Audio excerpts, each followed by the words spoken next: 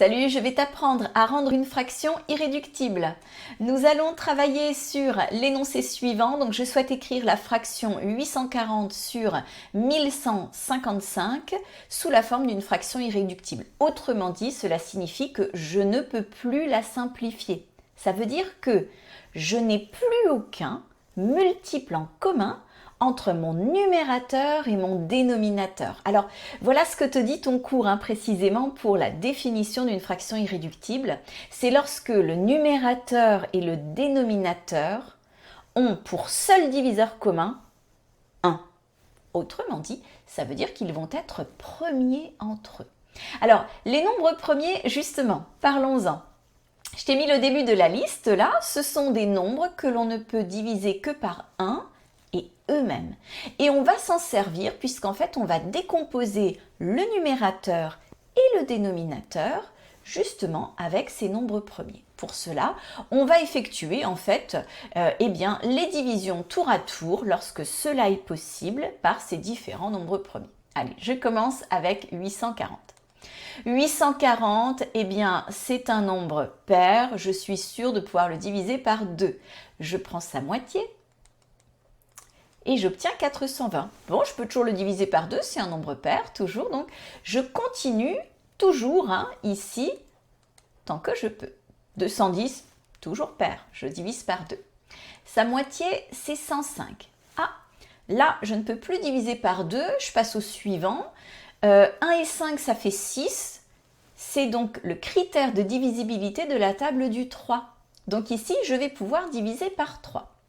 105 divisé par 3, n'hésite pas, tu poses ta division si tu as du mal, mais tu ne prends pas ta calculatrice. Donc dans 10, combien de fois 3 ? Il y va 3 fois, je descends le 1 et le 5. Dans 15, combien de fois 3 ? Il y va 5 fois. 35 se termine par 5, il est donc divisible par 5. 35 divisé par 5, ça fait 7. Bon, 7, il est divisible évidemment par 7. Et dans 7, combien de fois 7 ? Il y va une fois. Et en fait, lorsque tu as écrit 1, tu as terminé. Allez, on passe au suivant. Je vais cette fois décomposer en nombre premier 1155. Je fais tout pareil. Alors, je ne peux pas le diviser par 2, il n'est pas pair. Donc, je vais commencer par vérifier s'il est divisible par 3. 1, 2, 7, 7 et 5, 12, c'est OK, il est divisible donc par 3. Dans 11, combien de fois 3 ? Il va y aller 3 fois.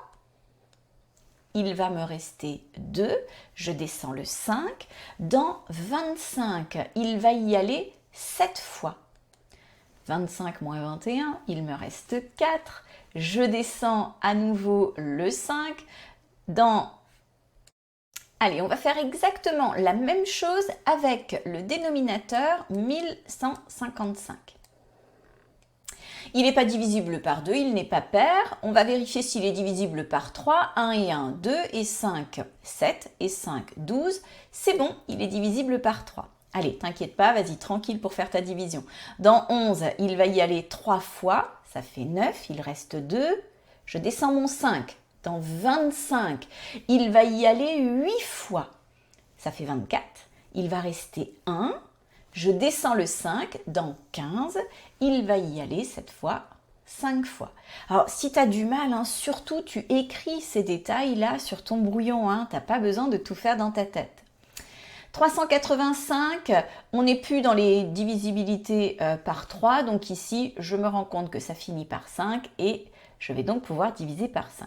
D'ailleurs, si toi tout à l'heure, tu n'avais pas vu qu'il était divisible par 3, mais tu avais vu qu'il était divisible par 5, il n'y a pas d'ordre. Moi, j'aime bien prendre dans l'ordre croissant, mais en fait, tu pouvais commencer à diviser par 5, il n'y a aucun problème. De toute façon, tu vas retomber à un moment sur la divisibilité par 3, c'est forcé. Allez, c'est parti. Dans 38, il va y aller 7 fois, il va rester 3, je descends le 5. Dans 35, à nouveau, il y va 7 fois. 77, il est divisible par 7 et cela va faire donc 11. 11 fois 7, 77. 11 est divisible par 11. Et dans 11, combien de fois 11 ? Une fois, bien sûr. Ça y est, j'ai terminé, souviens-toi. Lorsque j'ai écrit un 1, c'est que j'ai terminé. Alors, qu'est-ce que ça signifie tout ça? Retournons à notre fraction. Eh bien, 840, on a dit que c'était 2 fois 2 fois 2 fois 3 fois 5 fois 7. Tandis que 1155, on a dit que c'était 3 fois 5 fois 7 fois 11. Et on va à présent faire la simplification. On a 3 divisé par 3, ça fait 1, ça s'en va. 5 divisé par 5, ça s'en va. 7 divisé par 7, ça s'en va. Et je vais pouvoir conclure.